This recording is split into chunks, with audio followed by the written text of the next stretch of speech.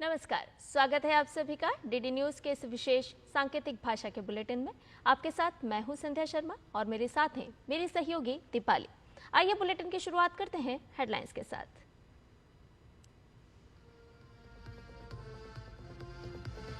अटल जन्म शती के मौके पर प्रधानमंत्री नरेंद्र मोदी आज खजुराहो में केन बेतवा लिंक परियोजना का करेंगे शिलान्यास। अटल जी पर स्मारक डाक टिकट और सिक्का भी करेंगे जारी।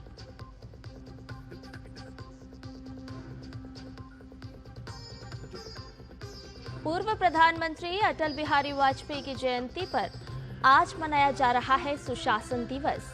प्रशासन गांव की ओर थीम के साथ मनाया जा रहा सुशासन दिवस। देश भर में होंगे कई कार्यक्रम।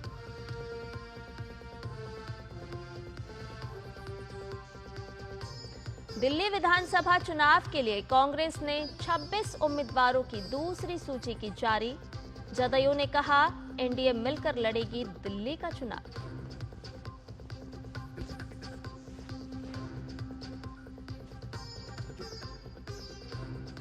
देश के उत्तरी हिस्से में बूंदाबांदी से तापमान में भारी गिरावट। कश्मीर और हिमाचल में बर्फबारी के चलते शीतलहर का अलर्ट। आज भी बूंदाबांदी और बारिश की संभावना।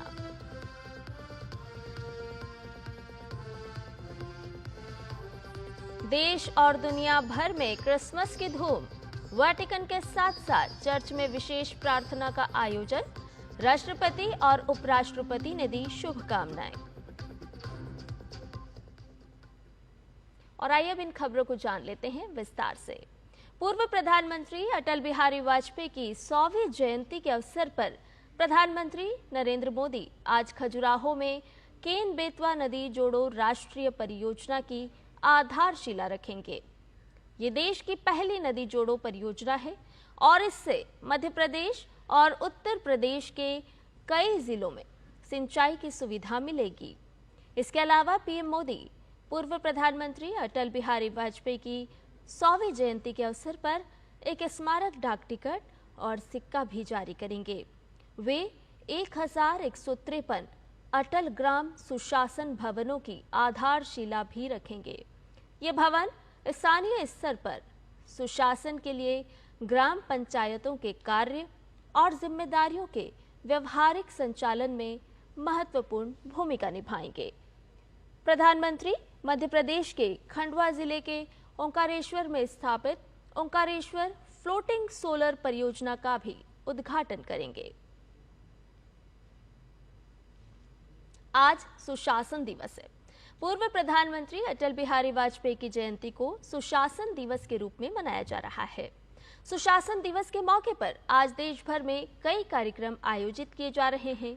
सुशासन दिवस के मौके पर आज रक्षा मंत्री राजनाथ सिंह लखनऊ के लोक भवन में भारत रत्न अटल बिहारी वाजपेयी की प्रतिमा पर श्रद्धा सुमन अर्पित करेंगे। उसके बाद वे लोक भवन में सुशासन दिवस कार्यक्रम में शामिल होंगे।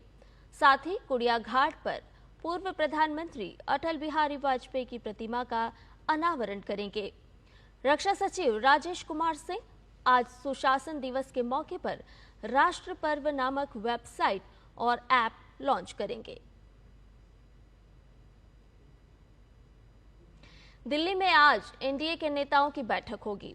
इस बैठक में बाबा साहेब आंबेडकर विवाद के अलावा वन नेशन वन इलेक्शन पर भी बातचीत हो सकती है। साथ ही इस बैठक में दिल्ली विधानसभा चुनाव 2025 को लेकर भी चर्चा हो सकती है। जानकारी के मुताबिक बैठक भाजपा अध्यक्ष जेपी नड्डा के घर पर होगी।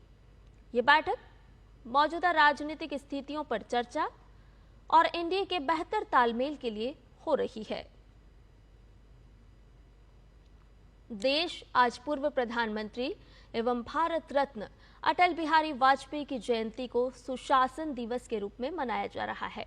प्रधानमंत्री नरेंद्र मोदी उनकी समाधि सदैव अटल पर श्रद्धा सुमन अर्पित करेंगे।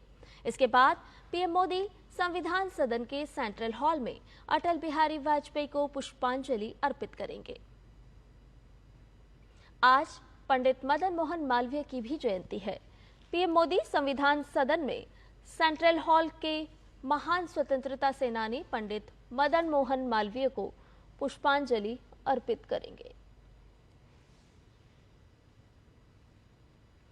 केंद्रीय गृह एवं सहकारिता मंत्री अमित शाह आज 10,000 नवगठित बहुउद्देशीय प्राथमिक कृषि ऋण समितियों, डेयरी और मत्स्य सहकारी समितियों का उद्घाटन करेंगे। इस दौरान कार्यक्रम में केंद्रीय मत्स्य पालन, पशुपालन एवं डेयरी मंत्री राजीव रंजन सिंह भी मौजूद रहेंगे।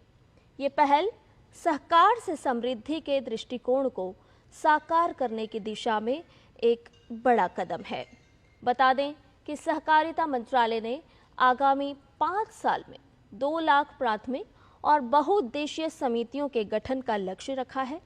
इस पहल का उद्देश्य 5 वर्षों में देश की सभी पंचायतों, गांव में नई बहुउद्देशीय पैक्स, डेयरी और मत्स्य सहकारी समितियां स्थापित करना है।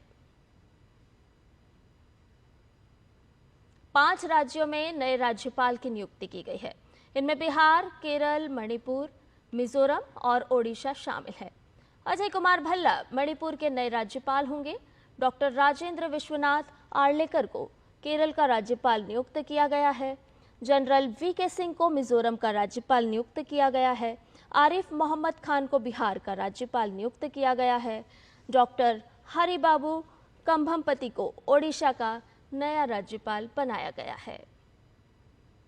और दिल्ली विधानसभा चुनाव के लिए कांग्रेस ने अपने उम्मीदवारों की दूसरी सूची जारी कर दी है।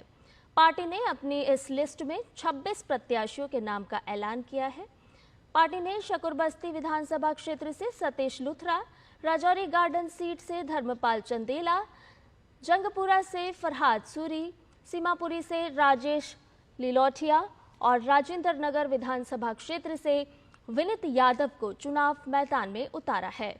इससे पहले कांग्रेस ने कुल 21 उम्मीदवारों के नाम घोषित किए थे। कांग्रेस ने अब तक 47 उम्मीदवारों के नामों का ऐलान कर दिया है। जनता दल यूनाइटेड आगामी दिल्ली विधानसभा चुनाव एनडीए के साथ गठबंधन में लड़ेगी। केंद्रीय मंत्री राजीव रंजन उर्फ लल्लन सिंह ने कल प्रेस कॉन्फ्रेंस के दौरान केजरीवाल सरकार पर पूर्वांचलियों को धोखा देने का आरोप लगाते हुए विधानसभा चुनाव भाजपा के साथ लड़ने की घोषणा की है। उन्होंने दिल्ली के पूर्व मुख्यमंत्री अरविंद केजरीवाल पर जोरदार हमला करते हुए कहा कि अरविंद केजरीवाल का पूर्वांचल के लोगों के प्रति प्यार बढ़ता जा रहा है। असलियत में वे ढोंगी और अवसरवादी हैं। साथ ही उन्होंने कहा कि अरविंद केजरीवाल ने पूर्वांचल और बिहार के लोगों के खिलाफ अपमानजनक भाषा का इस्तेमाल किया है। जदयू के राष्ट्रीय प्रवक्ता राजीव रंजन प्रसाद ने कहा कि जदयू भाजपा का नैसर्गिक साथी है। दोनों दल बिहार और पूर्वांचल के लोगों का दर्द समझते हैं। और बात मौसम की करें तो देश में ठंड बढ़ गई है। खास तौर पर उत्तर और पूर्वी हिस्से में ठंड तेजी से बढ़ी है। पहाड़ों में बर्फबारी और मैदानी इलाकों में हुई हल्की बारिश का असर तापमान पर सीधा पड़ा है।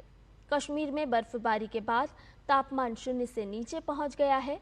वहीं हिमाचल प्रदेश में बर्फबारी से न सिर्फ ठंड बढ़ गई है बल्कि कई सड़कें भी बंद हो गई हैं, जिसके चलते स्थानीय और वहां घूमने आए पर्यटकों को दिक्कतों का सामना करना पड़ रहा है। उत्तराखंड में भी बर्फबारी के चलते पारा लुढ़का है। पहाड़ों में हुई बर्फबारी का सीधा असर पंजाब और हरियाणा पर हो रहा है। दोनों राज्यों के लिए मौसम विभाग ने शीतलहर का अलर्ट जारी किया है। वहीं दिल्ली, एनसीआर, उत्तर प्रदेश और बिहार में भी ठंड बढ़ गई है।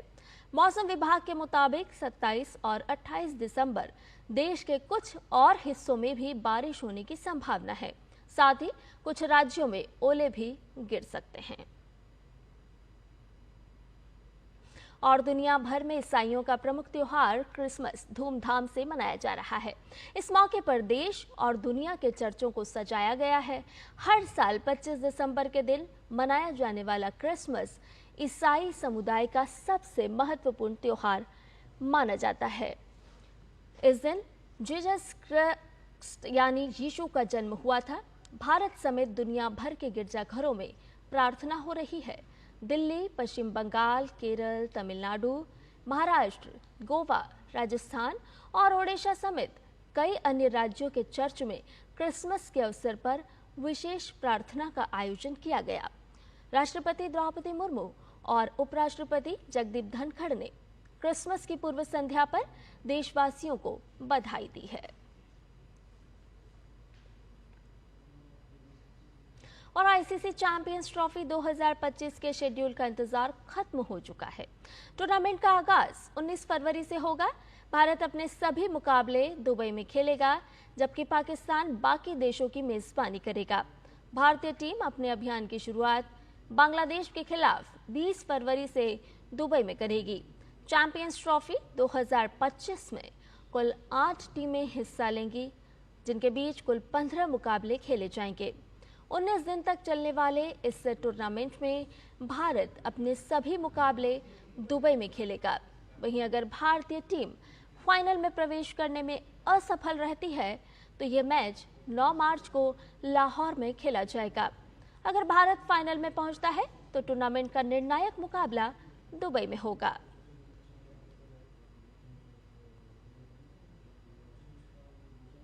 और इसके साथ ही हमारे इस विशेष सांकेतिक भाषा के बुलेटिन में फिलहाल इतना ही। मुझे और मेरी सहयोगी दीपाली को दीजिए इजाजत। नमस्कार।